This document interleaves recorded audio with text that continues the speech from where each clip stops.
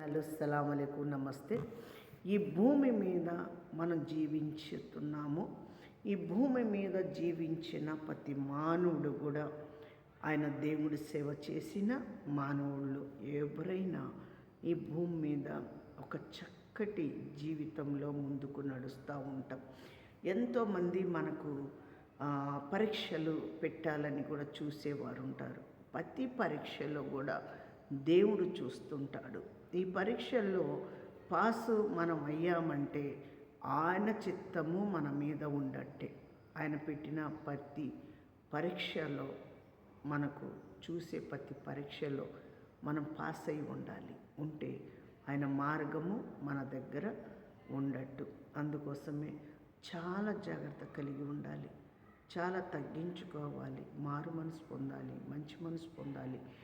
మరి దేవుడి కొరికే జీవించాలి, దేవుడి కొరికే సమాధానం చెప్పాలి. ఆయన కంటి చూపుతో, ఆయన నడకతో, ఆయన ఆలోచనతో, ఆయన హృదయముతో మనం కలిగి జీవించాలి. అందుకే ఈ సమాజం కొరకు ప్రార్థన చేయాలి, ప్రతి వారి కొరకు ప్రార్థన చేయాలి, జీవుల కొరకు ప్రార్థన చేయాలి, ఈ భూమి కొరకు, ఆకాశం వరకు, మరి సూర్యుడి చంద్రుడిని కూడా నిలబెట్టిన దేవుడి కొరకు మనం ప్రార్థన చేస్తూ ఉండాలి. ఈరోజు ఒక వెలుగులో ఉన్నామంటే దేవుడు, నడుస్తున్నామంటే దేవుడు, ఆహారం తీసుకుంటున్నామంటే దేవుడు, మంచి నిద్రిస్తున్నాడంటే దేవుడు. ఈ లోకంలో మనం చాలా జాగ్రత్త కలిగి ఉండాలి. అందరము కలిసి ప్రార్థన. నా దేవా, నా రక్షకుడా, గొప్ప దేవుడివై ఉన్నావయ్యా.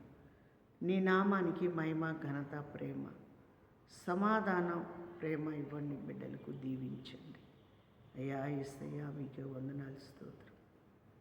ఈ లోకానికి కాపాడే దేవుడివయ్యా. దుష్టులకు, సాతానులకు, పగవాళ్లకు దూరం ఉంచండి. మా దేశాలు మీరు కాపాడండి.